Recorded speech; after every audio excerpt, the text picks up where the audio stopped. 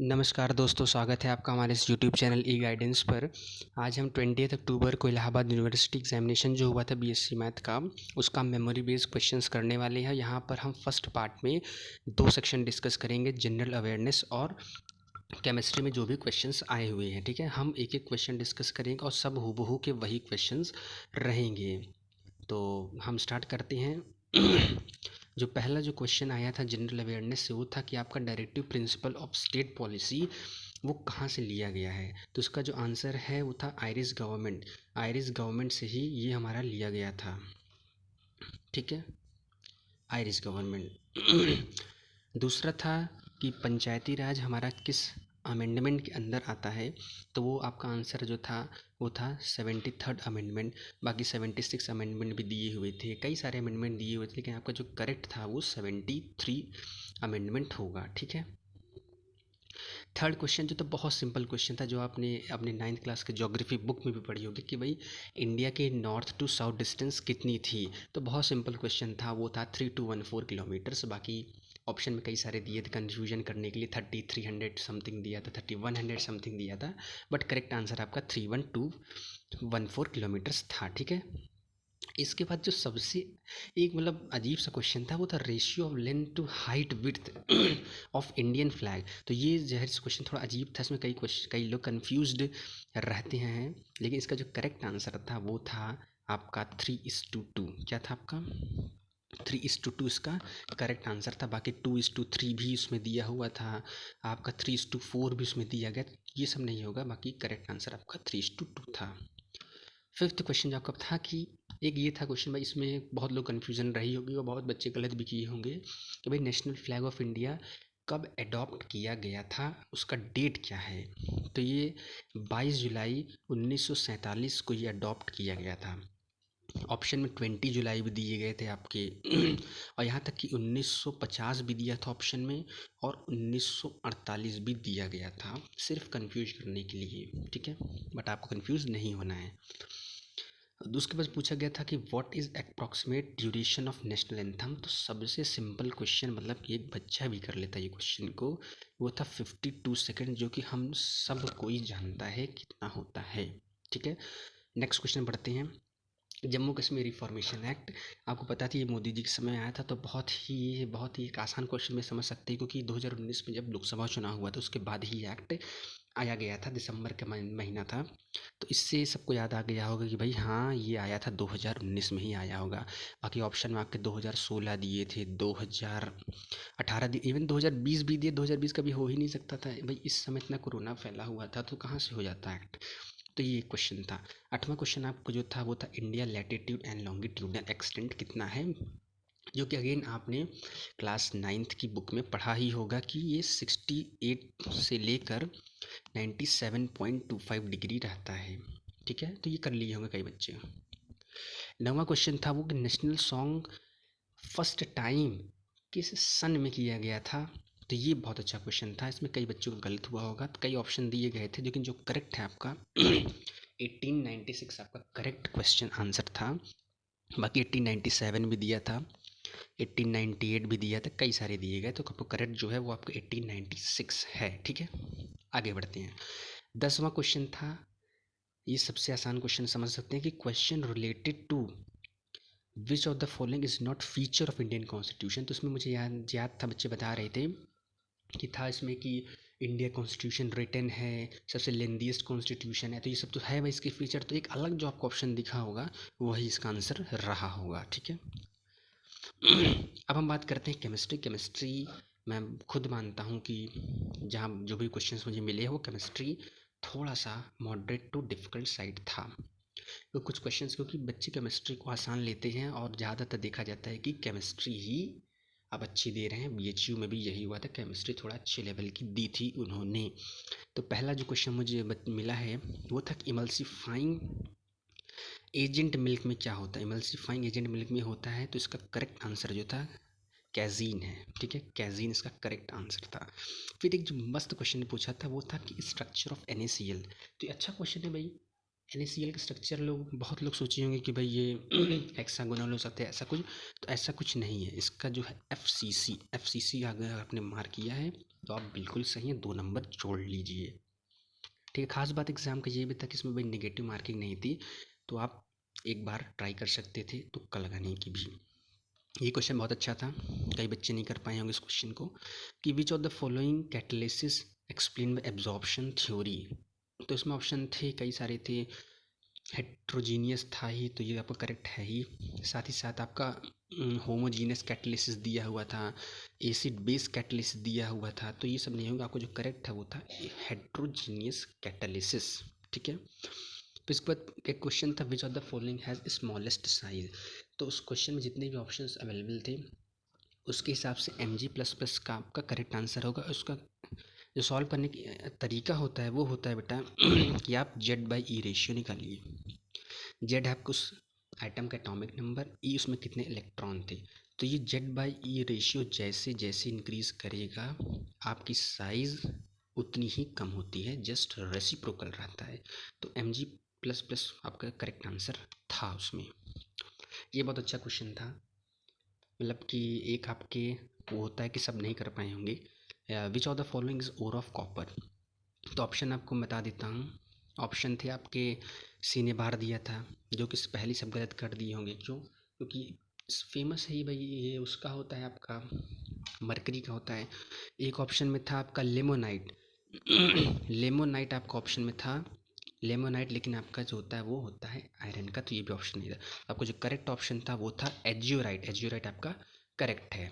ठीक है, आगे बढ़ते एक एक क्वेश्चन हम डिस्कस करेंगे। ठीक है, एक एक क्वेश्चन करेंगे हम, थोड़ा सा लेट जरूर है पब्लिश करने में। फिर क्वेश्चन फॉर्म किया था, which of the following can form buffer. Buffer solution कौन फॉर्म कर सकता है। तो आपको पता है कि भाई जो बफर होता है वो होता है एसिड प्लस सॉल्ट। वो सॉल्ट कैसे रहना चाहिए, WASB। WASB मतलब वीक एसिड से बना होना चाहिए और स्ट्रॉन्ग बेस। ये आपका weak acid, strong base NaOH, और ये आपका एसिड। तो आपका जो करेक्ट ऑप्शन था ये था। कई बच्चे NaCl और HCl, NaCl और NaOH को लगा दिए, ऐसा कुछ सारे गलत हैं, आपका करेक्ट यही होगा। ठीक है। सबसे सिंपल क्वेश्चन केमिस्ट्री का पहला क्वेश्चन यही है कि आइसोटोनिक सोल्यूशन किसको बोलते हैं। हम लोग बचपन से पढ़ते हैं भाई, आइसोटोनिक क्या होते हैं। आइसोटोनिक वही होते हैं जिनका ऑस्मोटिक प्रेशर क्या होता है, सेम होता है। ठीक है। 8वां क्वेश्चन ये है भाई, कॉन्जुगेट एसिड। देखो भाई आपको एक ट्रिक बता देते हैं, कॉन्जुगेट एसिड अगर आपको फाइंड करना है तो आपको जो भी दिया रहे उसमें आप एक H और ऐड कर दो। ठीक है। जो NH2- दिया आप उसमें एक H+ ऐड करो तो आपको NH3 यानी अमोनिया आपका करेक्ट आंसर था उसमें। ठीक है बेटा। फिर 9वां क्वेश्चन जो था ये अच्छा क्वेश्चन था, कई सारे ऑप्शन थे। विच of the following has ionic covalent bond. Covalent ionic bond दोनों किस में होते हैं। तो आपका करेक्ट आंसर जो था वो था KCN। ठीक है, आयोनिक बॉन्ड भी है और कोवेलेंट बॉन्ड भी है। ये क्वेश्चन सिंपल कह सकते हैं कि आपको सिर्फ एक स्ट्रक्चर बनाना था अपन ब्यूटीन 3 आयन का, और वहाँ पर आपको पता करना था भाई सिग्मा और पाई बॉन्ड कितने हैं। तो अगर आप फिगर बना लिए होंगे, आसान था तो आप कर लिए होंगे। और वैसे भी आप जानते हैं भाई आयन दिया गया है, देन 3 डबल बॉन्ड है। 3 डबल बॉन्ड में एक सिग्मा 2 पाई होता है, और डबल बॉन्ड में 1 पाई होता है। 3 पाई बॉन्ड जहाँ दिखा होगा आप लगा दिए होंगे आंसर। ये क्वेश्चन थोड़ा सा वो था, आसान था, लेकिन बच्चे कन्फ्यूजन में होंगे, ज़रूर रहे होंगे कि भाई आइडियल गैस कौन सी लॉ फॉलो करता है। तो उसमें कई ऑप्शन दिए थे, Charles law, Avogadro's law, Boyle's. कई बच्चे बॉयल्स लॉ लगा दिए होंगे, नहीं आपको गैस लॉ लगाना चाहिए था, क्योंकि आइडियल गैस वो होते हैं जो सारे लॉज को फॉलो करती हैं। तो गैस लॉज के अंदर आपके सारे लॉज आते हैं, आपके Boyle's law, Charles law, Avogadro's law, सारे लॉ आते हैं। तो आपका गैस लॉ करेक्ट आंसर है। ठीक है। फिर पूछा था क्वांटिटी डिपॉजिटेड ऑन इलेक्ट्रोड। तो इलेक्ट्रोड पे जो क्वांटिटी डिपॉजिट करती है, इलेक्ट्रोकेमिस्ट्री की क्वेश्चन था। तो कई ऑप्शंस में भी दिए थे, आपके दिए गए थे। मॉलिक्यूलर वेट दिया था, मॉलिक्यूलर मास दिया था, इक्विवेलेंट मास दिया गया था। तो जो करेक्ट आपका था वो है आपका equivalent mass. Equivalent mass is your correct. ठीक है। 13वां क्वेश्चन, एक एक क्वेश्चन में डिस्कस करूँगा, बिल्कुल परेशानी। एक 5-6 क्वेश्चन ऐसे हैं जो कि फिगर में थे, उसको मैं नहीं कर पाया भाई, क्योंकि वो स्ट्रक्चर कहाँ किसको जल्दी याद रहता है मेमोरी में। बाकी सारे क्वेश्चन मैंने कोशिश की है डिस्कस करने की। तो एक क्वेश्चन था कि स्ट्रॉन्ग H बॉन्डिंग किस में पाई जाती है? तो कई ऑप्शन दिए थे, किसी किसी में एल्डिहाइड विथ अल्कोहल था, किसी में एक एसिड एक अल्कोहल था, एक एसिड एक एल्डिहाइड था। बट नहीं, आपको पता है कि भाई जो आपका कार्बोक्सिलिक एसिड होता है, ठीक है, आपका जो कार्बोक्सिलिक एसिड होता है उसके पास सबसे ज़्यादा स्ट्रॉन्ग बॉन्डिंग होती है। तो जो ऑप्शन में आपके दोनों एसिड दिए गए थे वही आपका करेक्ट था, ठीक है। और एक क्वेश्चन बहुत अजीब से पूछ लिया था जो सब अक्सर कर लेते हैं कि जो इलेक्ट्रोमैग्नेटिक स्पेक्ट्रम से बिलोंग नहीं करता है। तो ऑप्शन में आपके इंफ्रारेड रेज थे, माइक्रोवेव रेज थे, एक्सरेज था। तो आपको जो करेक्ट था वो अल्ट्रासोनिक होगा। जाहिर सी बात आप सबको पता ही है। ये क्वेश्चन थोड़ा अजीब था। माफ़ी चाहूँगा, थोड़ा सा खांसी और सर्दी है मुझे, इसलिए थोड़ा सा खांसी आ जा रही है। तो एक 15वां क्वेश्चन जो आपका था वो था सर्टेन बायोमोलिकुलर रिएक्शन जो कि फर्स्ट ऑर्डर काइनेटिक को फॉलो करते हैं वो क्या होंगे?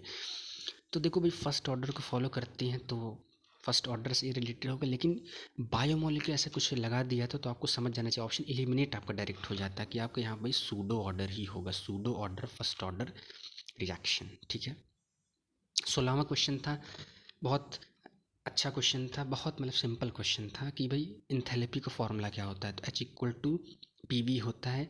ऑप्शन में ऐसे आपको दिए थे, H minus E equal to P V, ऐसे ऑप्शन दिया। तो यही आपको करेक्ट हो क्योंकि एच उधर ले जाएंगे। बाकी माइनस प्लस का ही अंतर किया हुआ था। तो ये जो पढ़ा होगा अच्छे से, थोड़ा बहुत भी ऊपर से कर लिया होगा। सबसे अच्छा क्वेश्चन सबको कर लिया होगा कि भाई एडियाबैटिक एक्सपेंशन में क्या चीज़ चेंज नहीं होती? आपको पता है एडियाबैटिक एक्सपेंशन, एडियाबैटिक में हीट कांस्टेंट रहता है, यानी heat energy of the system जो रहती है वो कांस्टेंट रहती है। बाकी टेम्परेचर दिया था, आपको पता है टेम्परेचर नहीं हो सकता क्योंकि वो आइसोथर्मल में टेम्परेचर कांस्टेंट रहता है, ठीक है। Which of the following has highest number unpair electrons पूछा था। तो ये आपका कोऑर्डिनेशन कंपाउंड का क्वेश्चन था, लेंदी था थोड़ा, आपको बनाना था, फिर आप शेल में इलेक्ट्रॉन्स डालते फिर पता करते। तो उसमें जो ऑप्शन जितने अवेलेबल बताया गया है उसमें आपका जो करेक्ट है वो है Mn+2। Mn+2 आपका करेक्ट होगा। इसमें 5 आपके क्या होते हैं, 5 अनपेयर्ड इलेक्ट्रॉन है आपके इसमें Mn+2 में। बाकी शायद Fe+2 भी दिया था, Fe+2 आपका पता है 4 अनपेयर्ड इलेक्ट्रॉन्स होते हैं, तो ये नहीं हो सकता। तो Mn+2 आपका करेक्ट है। एक क्वेश्चन था कि कौन हाइड्रोजन इवॉल्व नहीं कर सकता है एसिड से? तो वहाँ पे Hg होगा, बाकी Fe दिया था, Zn दिया गया था। अब ये सब भाई ऊपर पाए जाते हैं इलेक्ट्रोकेमिकल सीरीज से, तो भाई वो तो इवॉल्व कर ही लेंगे। Hg नीचे पाया जाता है तो वो इवॉल्व कर लेता है। तो Hg इसका करेक्ट ऑप्शन था, ठीक है।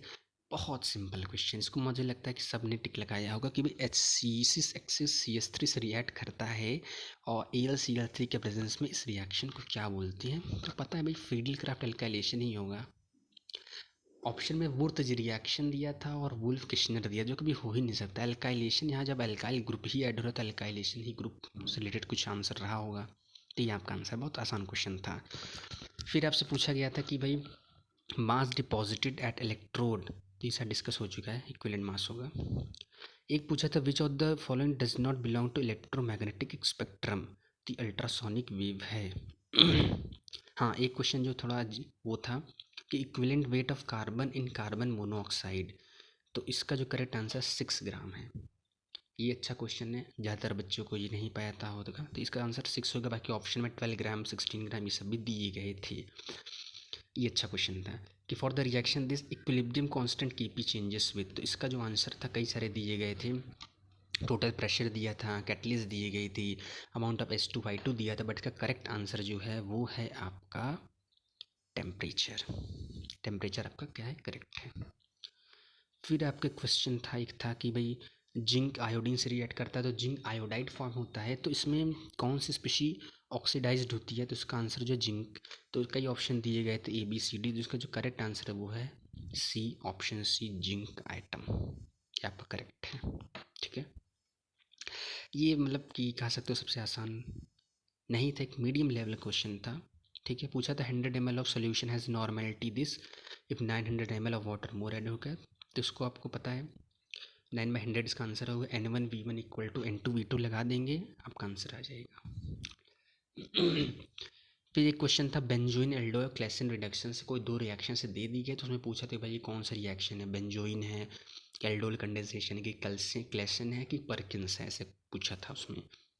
एक क्वेश्चन बच्चे बता रहे थे कि number of atoms find and number of moles पे क्वेश्चन था कि 5 ग्राम ऑफ एस्टमोल में कितना एटम पाया जाता है।